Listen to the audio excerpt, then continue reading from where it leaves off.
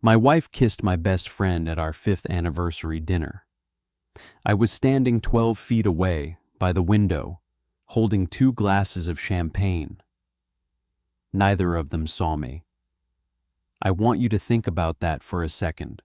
Not the betrayal. You'll hear about that.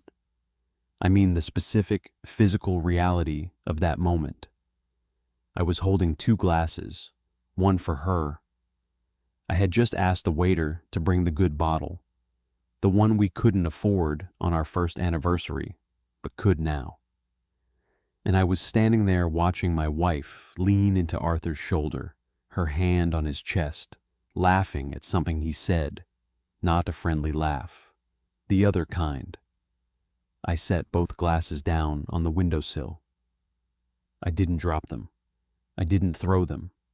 I just set them down very carefully and walked to the bathroom and stood over the sink for about 4 minutes staring at the drain. Here's what I keep asking myself, even now, how long had I not been seeing it? Because looking back, the signs were everywhere. I just didn't want to find them. And I think a lot of you know exactly what that feels like. That slow, quiet decision to not look too closely at something because you already know somewhere deep down that what you'd find would destroy everything. Would you have looked? If you were me, would you have looked sooner? I'll tell you what I did instead. I'll tell you all of it. My name is Marcus.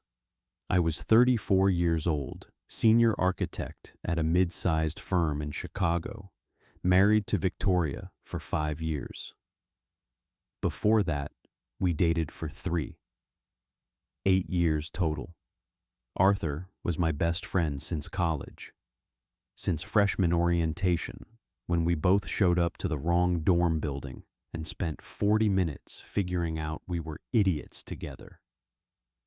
He was the best man at my wedding. He gave a speech that made my mother cry. Victoria was... I still don't know how to talk about her without sounding either bitter or pathetic, so I'll just be honest. She was the kind of woman who walked into a room and people noticed, not because she was loud or dramatic. She just had this ease about her, this confidence that looked effortless. I fell for her slowly, the way you fall asleep, gradually, then all at once. By the time I realized how deep I was in, there was no point of return. We had a good life, or I thought we did. Apartment on the north side, enough money, no major disasters. She worked in marketing, I worked long hours, we had weekends. We cooked together on Sundays. She liked white wine and terrible reality TV, and I pretended to hate it and watched every episode. That was our life. Arthur was around constantly. That was normal. He was my best friend. Of course he was around. He came to dinners. He came to our housewarming. He was the person I called when my dad had a health scare last year. I never questioned it. He was just Arthur. He'd always been there. I should go back to that bathroom, to those 4 minutes over the sink. I want to be precise about what I felt, because I think people expect a story like this to start with rage. It didn't. What I felt first was something closer to dislocation. Like the floor had quietly shifted 6 inches to the left, and I hadn't caught up yet. My hands were completely still. That was the strangest part. I kept looking at my hands and thinking, why aren't you shaking? Then I thought about the champagne glasses. I thought about the fact that I'd chosen a round table instead of a long one because Victoria had said she liked being closer to people at dinner. I thought about the reservation I'd made 6 weeks in advance. And then, very quietly, something clicked into place. Not anger, something colder than anger. a kind of absolute clarity. I washed my hands. I dried them. I walked back out to the table, and I smiled. And I said sorry for disappearing. And I poured Victoria's champagne. And I clinked my glass against Arthur's. And I said, "To good friends." Arthur looked at me for a half-second too long. Victoria smiled her beautiful smile. Neither of them suspected a thing. Here's what I knew by the end of that night, just from watching. This wasn't new. Whatever this was between them, it had been going on for a while. I could tell from the small things, the way she touched his arm without thinking, the way he finished her sentences, the way they had these tiny private exchanges that were invisible if you weren't looking for them. But I was looking now. I was looking at everything. On the drive home, Victoria said it was a lovely evening. I agreed. She said Arthur was looking good lately. I said he was. She turned on the radio and hummed along to something I didn't recognize. When we got home, I lay in the dark next to her and I made a decision. I was not going to confront her. I was not going to scream or break things or do any of the things that movies tell you to do in this situation. I was going to be very, very quiet. And I was going to learn everything. The next 3 weeks were the strangest of my life. I went to work. I came home. I cooked dinner. I asked about her day. I laughed at the right moments. And all the while, underneath all of it, I was collecting information.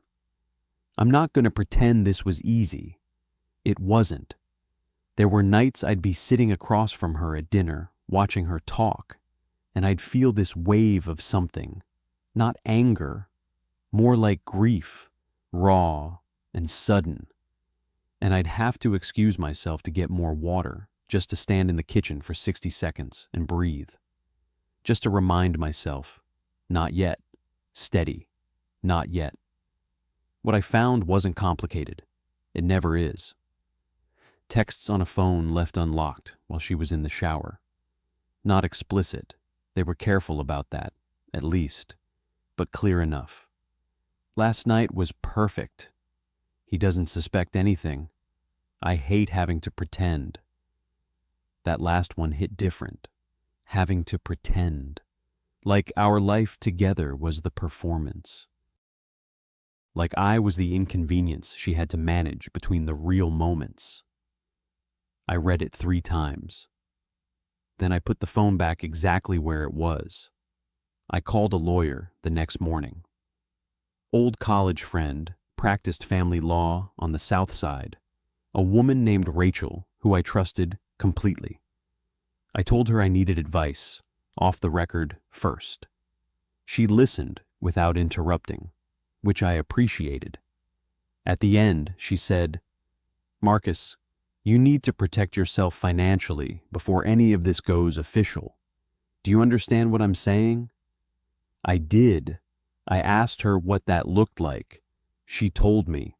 Over the next month, I did exactly what Rachel advised. I'm not going to walk through every legal detail, because honestly, it was dry and tedious and not the point of this story. The point is that I was methodical. Every decision I made was quiet and careful and completely invisible to Victoria. She was still coming home to our apartment, still sleeping in our bed, still texting Arthur about how clueless I was. And I was sitting on the other side of all of it, quietly building the door I was going to walk through when I was ready. Arthur called me during that month. Twice. Normal calls, the kind we always had. "How's the project going? Did you see the game? We should grab drinks soon." I talked to him like nothing had changed. I laughed at his jokes. I think that was the part that would surprise people the most. But here's the thing about quiet fury. It's extremely patient. It doesn't need to announce itself. It just waits. There was one evening, I think it was about 6 weeks after the anniversary dinner, when everything almost fell apart. Not because I almost confronted her, because I almost didn't go through with any of it. Victoria came home that night in a good mood, the kind of real, easy mood she used to have all the time when we first got together. She brought takeout from the Thai place we both liked. She poured wine without asking if I wanted any. She sat next to me on the couch instead of across, which she hadn't done in months, and she leaned into me during the movie, and at some point she fell asleep with her head on my shoulder. I sat there for a long time after she fell asleep. I didn't move. I just sat there in the dark with this woman, my wife, still my wife, asleep on my shoulder. And I felt something that I still can't fully name. It wasn't forgiveness, but it was close to it. Or maybe it was just grief, so deep it felt like something softer. I thought, maybe I imagined it. Maybe I misread everything. Then I remembered the text. He doesn't suspect anything. I very carefully moved her to a comfortable position on the couch and went to bed alone. And in the morning, I was steady again. I met Claire 3 months later. I want to be clear about the timing. This was after I had already filed, after I had already moved out, after everything was already done. I'm telling you this because I know what you're thinking, and I want to be honest. Claire was not the reason I left. Victoria was the reason I left. Claire was just what came after. She was an architect too. Not at my firm, but we'd crossed paths at a conference the previous year. I remembered her because she'd asked a question during a panel that was so much smarter than everyone else's questions that people had actually turned to look at her. I'd thought, I want to talk to that person, and then I'd gotten distracted and never did. We ended up at the same small dinner after a colleague's presentation about 4 months after I'd left the apartment. And I was still in that weird raw phase where you feel strangely light and strangely hollow at the same time. We talked for 3 hours. About work, about Chicago, about a building we both hated and one we both loved. She ordered dessert first, before the appetizers, because she said she liked knowing something good was coming. I remember thinking, this person is going to matter to me. She didn't push. She didn't ask about my life or my situation. She just talked to me like I was a person she was interested in, and that was enough. We exchanged numbers. A week later, I texted her. We had coffee, then dinner, then a Sunday where we walked around the city for 4 hours and ended up on a bench by the lake watching the light change on the water. And she said almost nothing the whole time, and neither did I, and it was the most comfortable I'd felt in months. I should tell you about the morning Victoria found out. That part I didn't plan. Not exactly. I had thought about how she'd find out, and I'd assumed it would be through Rachel, through formal channels, and that would be it. Clean. Distant. What actually happened was different. I'd been out of the apartment for almost 6 weeks. I was staying in a short-term rental downtown, not telling anyone where. Victoria had been calling, texting, leaving voicemails that ranged from confused to panicked, to cold to desperate, sometimes all 4 in the same message. I didn't respond, not because I was punishing her. I was just waiting for Rachel to give me the green light on timing. Everything needed to land in the right order. But one Saturday morning, Victoria showed up at my office. I don't know how she found out I was there. I'd been going in on weekends to catch up on a project, which she might have known from before. She was waiting in the lobby when I came down for coffee. She looked like she hadn't slept well. She was wearing a coat I'd bought her for her birthday 2 years ago, this dark green wool one that she'd loved. I don't know why I noticed that. She said my name, just my name. Marcus. The way you say someone's name when you're out of everything else. I stopped. I looked at her. She said, "Please, just talk to me, please." And I want to be honest again. It was hard, standing there, looking at this woman I'd spent 8 years loving, watching her face do everything it was doing. It was genuinely hard. I'm not a person who wanted to see her suffer.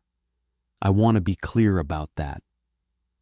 None of what I'd done was about making her hurt. It was about not letting myself keep disappearing inside a life that wasn't real. I said, "I know about Arthur." That was all. Just that. She went very still. The kind of still that isn't peaceful. She started to say something. I think it was, "It's not what you..." And I said, very quietly, "Victoria, don't." And something in my voice must have landed differently than she expected, because she stopped. I said, "My lawyer will be in touch. Please don't come to my office again." And I walked back to the elevator. She called after me. She said my name again. And then she said she was sorry. And then she said a lot of things that I heard but didn't fully register, because I was staring at the elevator doors and thinking, very clearly, this is the last time I will feel like this. This is the last time. The divorce took 4 months. It wasn't ugly, which surprised a lot of people who expected it to be. Victoria didn't contest much. I think she knew.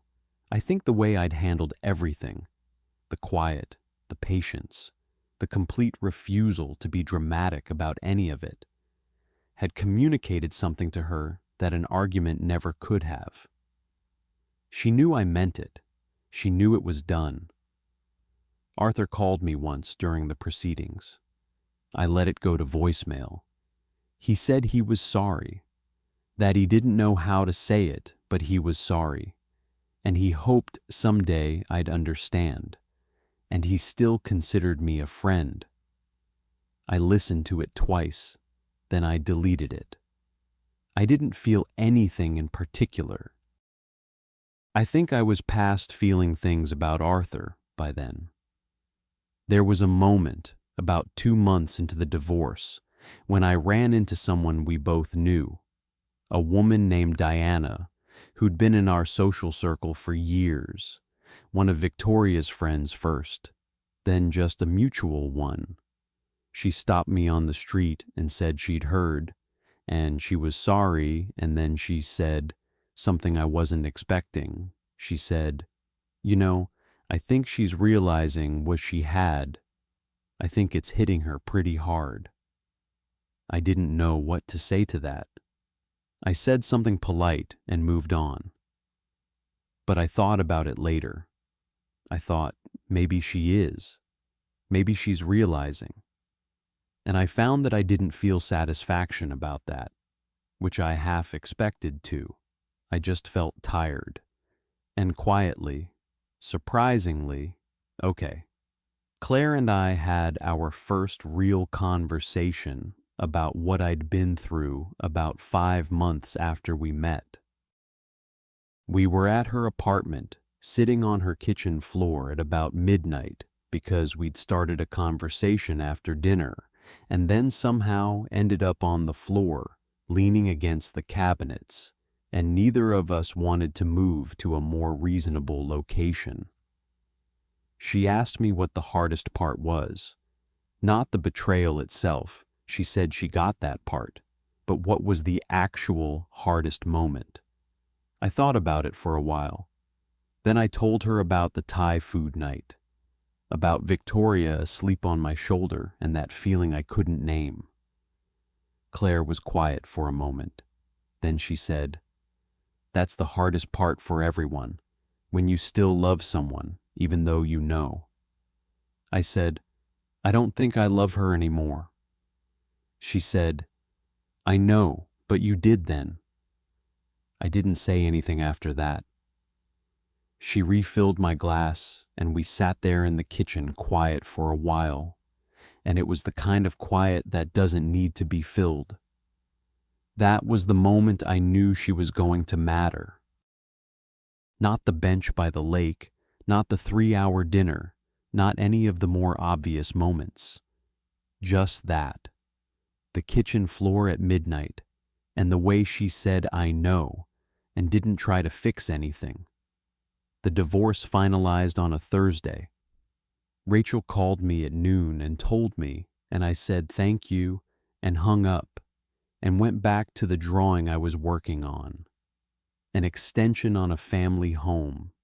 Nothing glamorous, just a second-floor addition for a couple expecting twins.